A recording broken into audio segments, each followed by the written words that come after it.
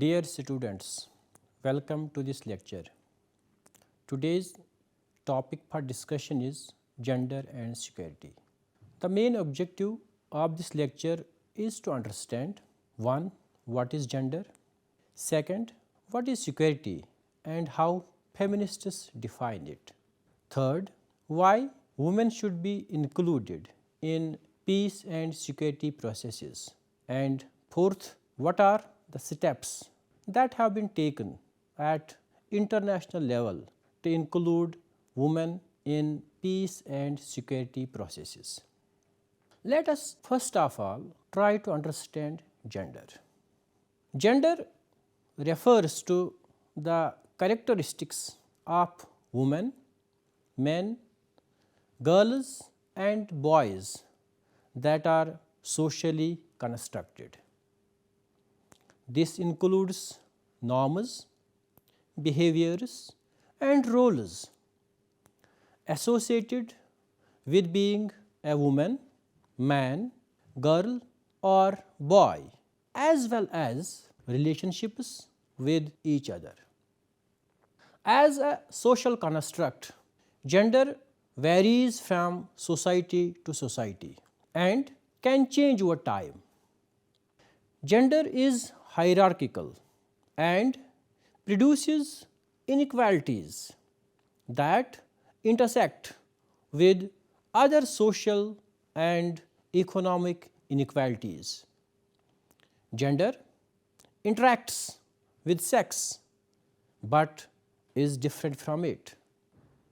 Sex refers to the different biological and physiological characteristics of females, males and intersex persons. Gender and sex are related to but different from gender identity. Gender identity refers to a person's deeply felt internal and individual experience of gender, which may or may not correspond to the person's physiology or designated sex at birth. Let us now try to understand the concept of security through feminist lens. Security is a contested concept and scholars offer varying interpretations of the term. In traditional understanding, security is defined under realist framework which defines security in political and military terms and focuses on states' use of force to counter potential external threats. In this context, security is viewed in relation to wars and threats among great powers. Therefore, external threats are restricted to military threat and the only actor responding to the threat is state. But defending state from external threats certainly requires strong military power. So, under realism, superiority in military power is ultimately important as it will deter any possible attack and keep the state and people safe. Though traditional notion of security remains dominant but is facing serious criticism from different quarters.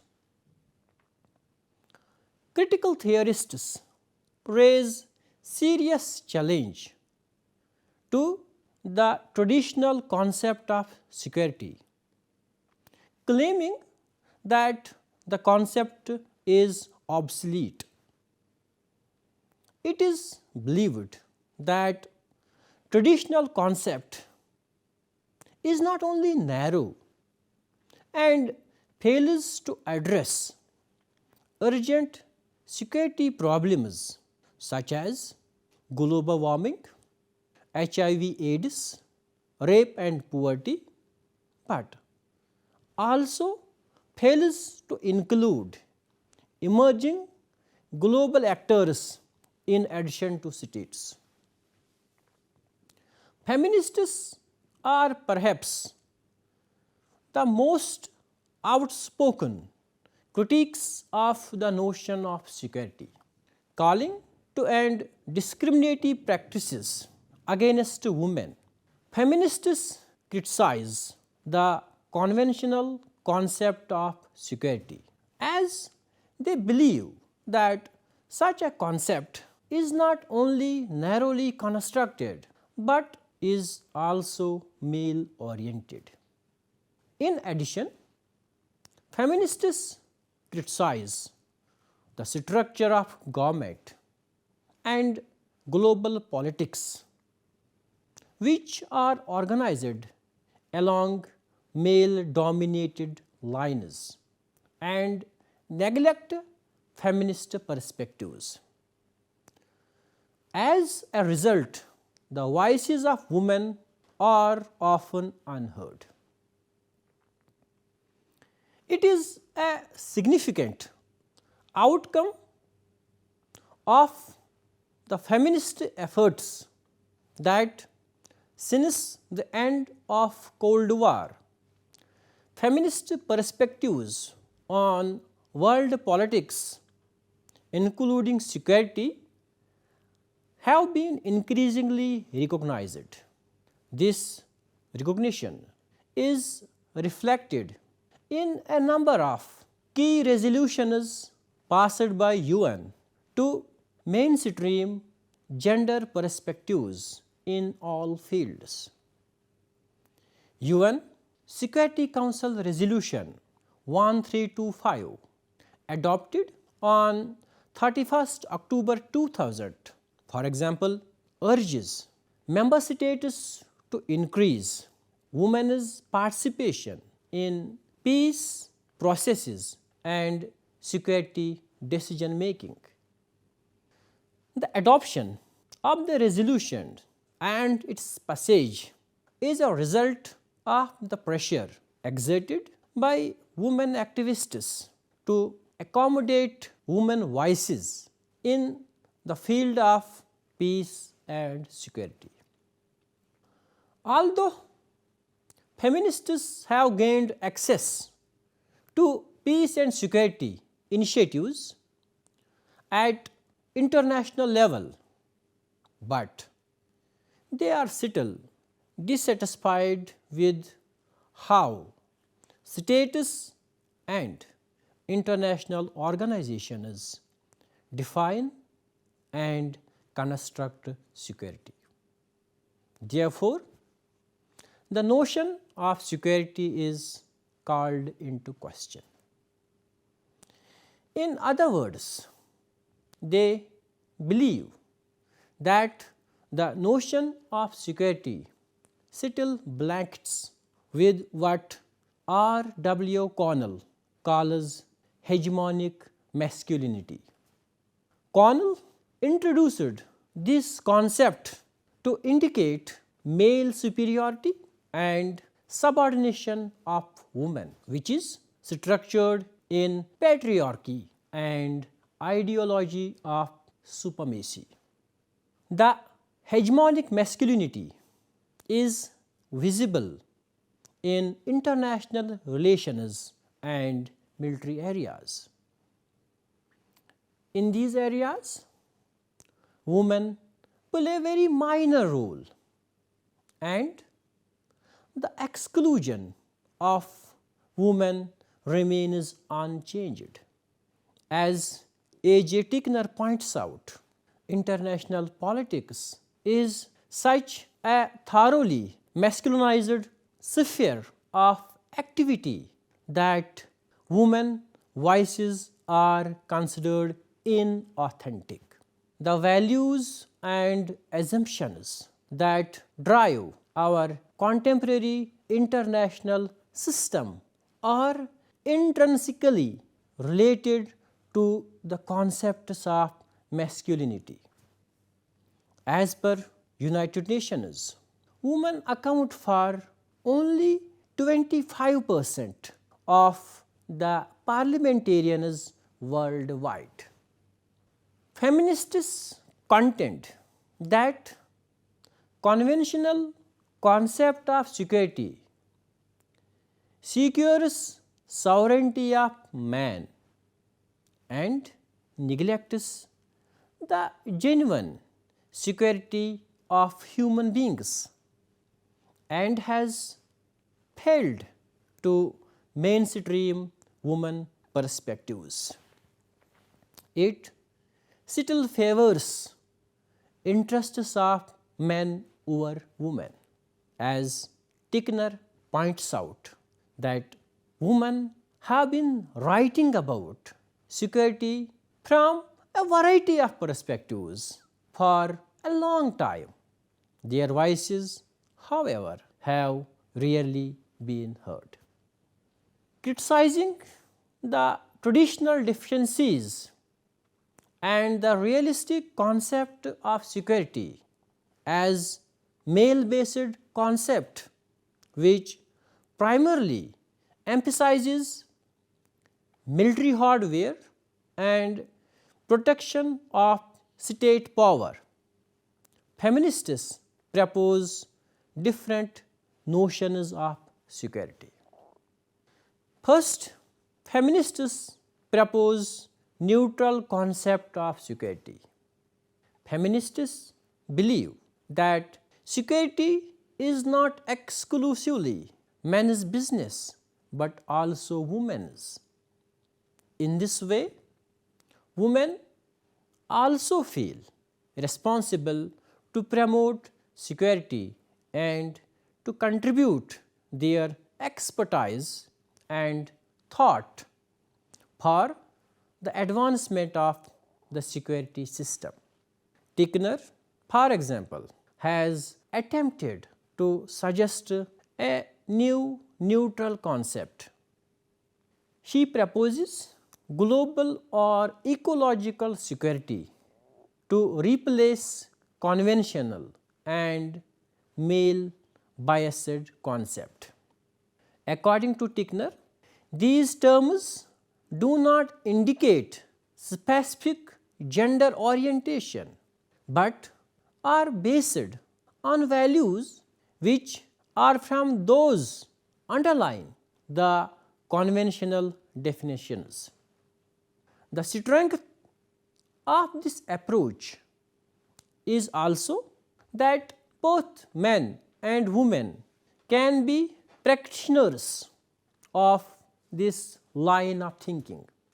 In addition, neutral concept suggests that security is not merely individualistic or the task of one nation to carry on, but everyone's task.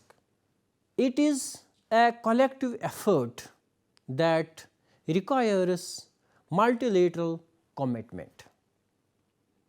Therefore, global cooperation to share global challenge is essential. Second, feminists propose a broader notion of security. They not only broaden what security means, but also who is guaranteed security. They define security to include physical, structural and ecological violence. Accordingly, Reardon proposes a broad notion of security to include four main components: sustainability, vulnerability, equity and protection. In proposing the concept, Reardon urges the policymakers to take into consideration the four components as inseparable part of security. Third, feminists try to address the security of women specifically, and women need to take part in the fight. By doing this, feminists criticize traditional notion of security because it fails to address concerns of women. Traditional approach negates the importance of women roles in peace and security, and also fails to address women as victims of insecurity. Let us now turn to the need for the inclusion of women in peace and security processes. As we know that in recent decades, the nature of conflict has changed dramatically, where civilians are made easy targets, which has led to an increasing demand to consider its varied effects on women and girls, men and boys, and to address their specific needs before, during and after the conflict. There is also an increasing awareness of the importance of including women in peace and security processes, because women are 50% of the population and a critical part of society, and without them real and sustainable peace cannot be achieved. They are not merely victims of conflict, they also play active roles as combatants, peace builders, politicians and activists, and are often in the strongest position to bring about peace in their communities. Women around the world have emerged as voices of peace, mobilizing across communities and using their social roles and networks to mediate and mitigate violence. They have demanded attention to the complex issues of peace and peace building, and the needs of the communities involved, rather than to just ceasefires and power sharing. The international community has positively responded with a framework for addressing women, peace and security, which includes United Nations Security Council resolutions and binding international law. Regional bodies such as the European Union, NATO and the African Union have also developed strong frameworks around gender equality and women's rights in order to build sustainable peace driven by advocacy by women's groups and the experiences of conflict.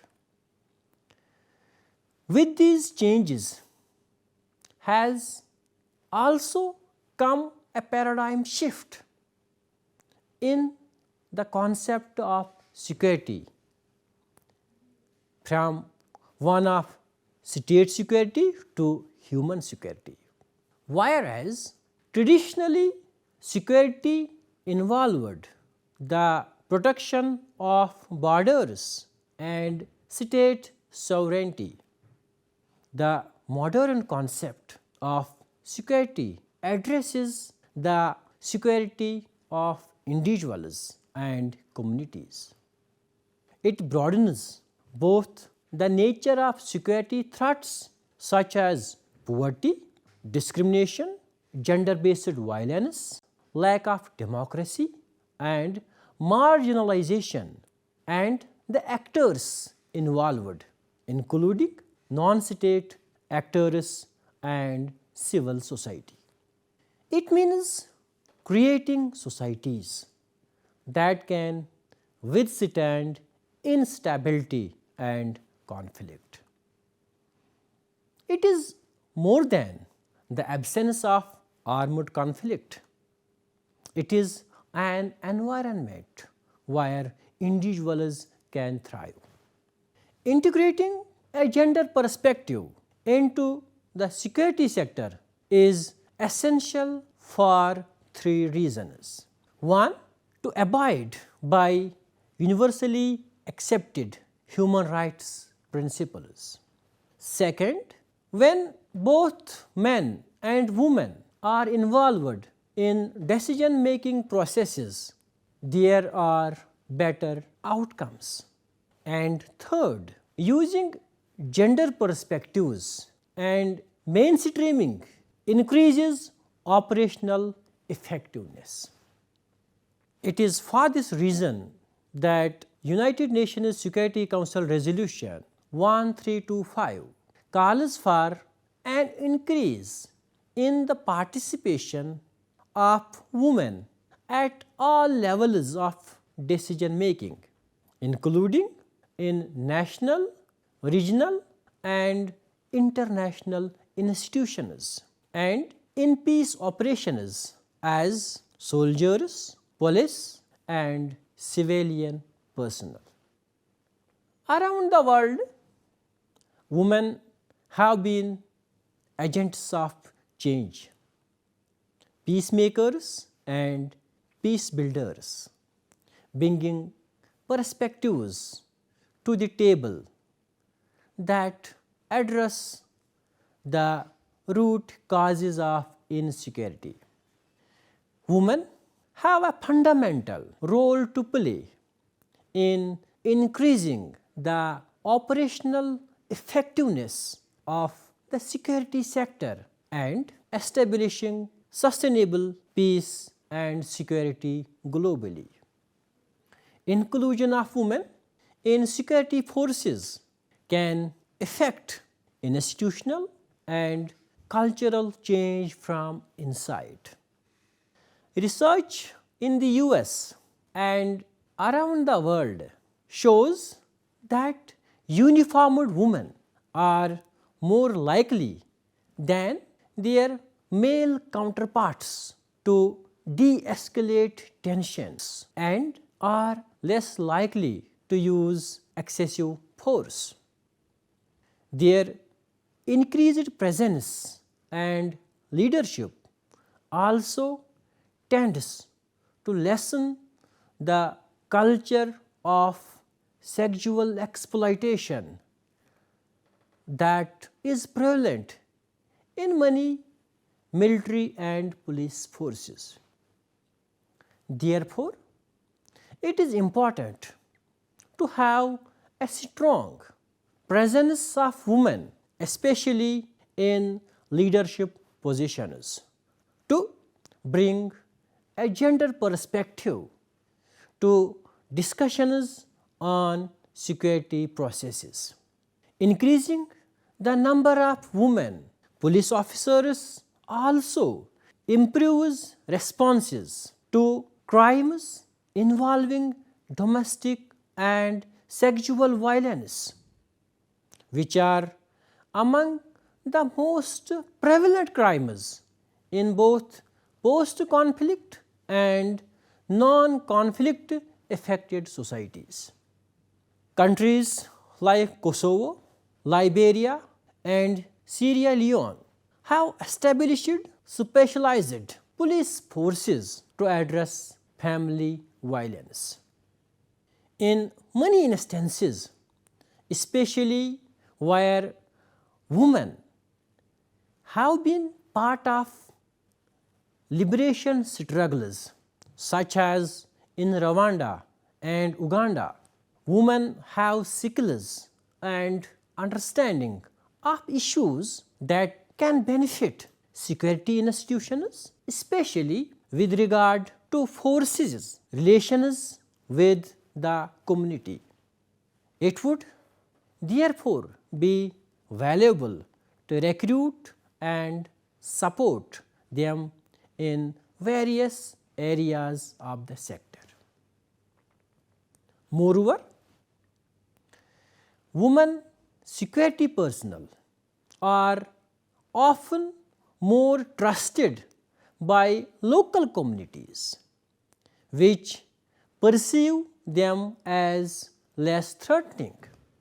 A 2012 study by the Institute for Inclusive Security, commissioned by NATO's Committee on Gender Perspectives, reported that respondents in Congo and Chad were more accepting of European Union patrols that included women, evidenced by less residents throwing stones at passing troops comprised of both men and women.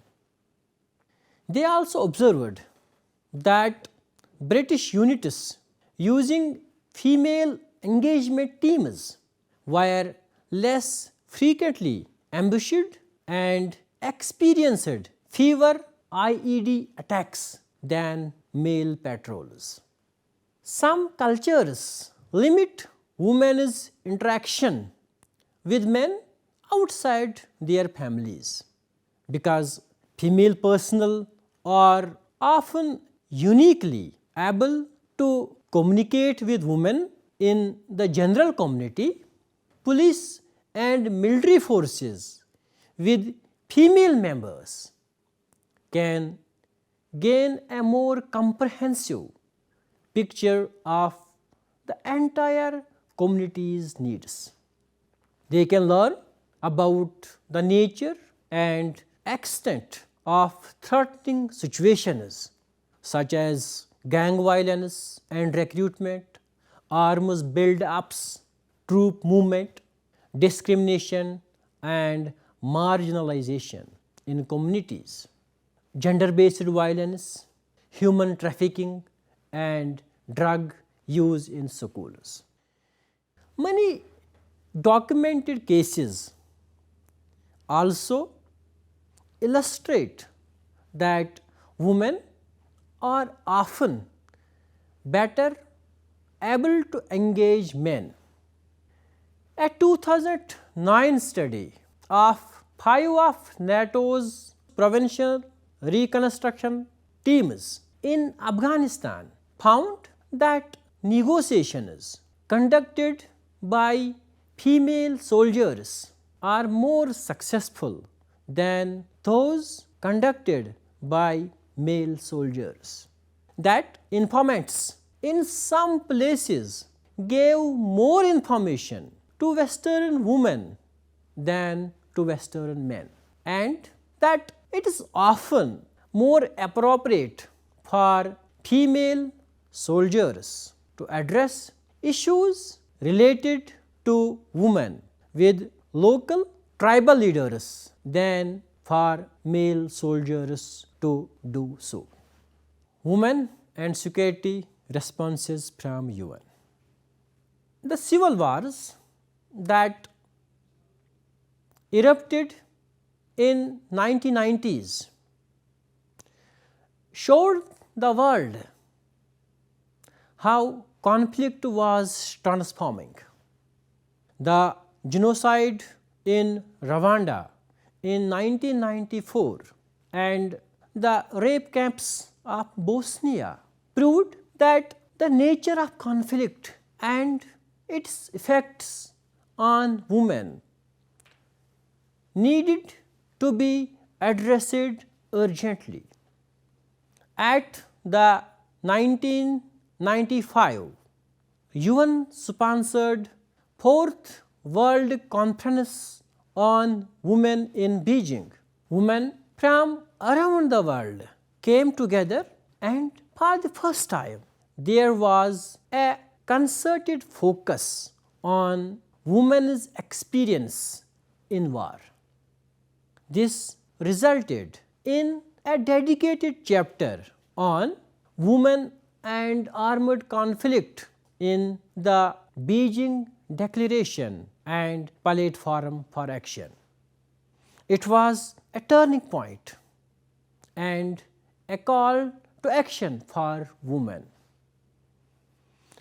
In the years that followed, a global network of women, especially those who had been affected by conflict, worked at local, national and international levels to call for peace and security for women. In 2000, a global group of non-governmental organizations launched a worldwide appeal for the UN Security Council to formally recognize women's rights, to promote their participation in all peace and security processes, and to protect them in times of conflict. With the support of UN Secretary General Kofi Annan and the governments of Bangladesh, Jamaica, Canada and eventually the United Kingdom, women's advocacy resulted in the Security Council Resolution 1325 on women, peace and security. UN Security Council Resolution 1325 and its companion resolutions 1820, 1888, 1889 and others provide an internationally recognized legal framework for promoting gender equality in peace and security, ensuring the participation of women at all levels of decision making, protecting women and girls from sexual and gender based violence, improving the prevention of violence against women and integrating gender perspectives in all processes. They stress the need for better security sector responses to the effects of modern conflict and address all aspects of peace and security processes, including peace negotiations, peacekeeping, political participation, response to sexual violence in armed conflict, judicial and legal reform, as well as security sector reform. Entry points for implementation in the security sector include national and regional security policies and action plans, women's participation in security sector reform processes, defense reform, police reform, transitional justice, justice reform and peacekeeping operations. UN Security Council Resolution 1325 calls at all times for all parties in conflict to respect international law applicable to the rights and protection of women and girls. It also especially recognizes the Beijing Declaration and Platform for Action, which is an agenda for gender equality and women's empowerment that aims to remove all obstacles to women's active participation in public and private life through a full and equal share in economic, social, cultural and political decision making. All UN member states are bound by UN Security Council Resolution 1325 and the international human rights treaties to which they are party. The Security Council itself has made clear by passing 6 Women, Peace and Security resolutions that it is issuing a direct call for action to states, the UN itself and to all parties involved in armed conflict. In addition to the UN, regional bodies in Africa, Europe, Asia and the Americas have adopted treaties, laws, policies and action plans in support of women, peace and security. The African Union's protocol to the African Charter on Human and People's Rights, known as Maputo Protocol, adopted in 2003, guarantees comprehensive rights to women. Informed by the experiences of women in countries affected by conflict, it also contains specific provisions on the participation of women in peace processes and the protection of women in armed conflicts. The International Conference on Great Lakes Region, an international organization of 12 states, has a strong legally binding framework that specifically names and addresses the principles of Resolution 1325 on the protection and promotion of the rights of women and children as critical to peace and security. The Economic Community of West African States adopted a conflict prevention framework in 2008 to serve as a strategic framework for improving conflict prevention and human security with a component on women, peace and security. The European Union has developed a normative framework that includes the Council conclusions on promoting gender equality and gender mainstreaming in crisis management. The Organization for Security and Cooperation in Europe has an action plan for the promotion of gender equality on Resolution 1325 and included elements of 1325 in its 2003 strategy to address threats to security and stability in the 21st century. The North Atlantic Treaty Organization has established a policy framework on women, peace and security.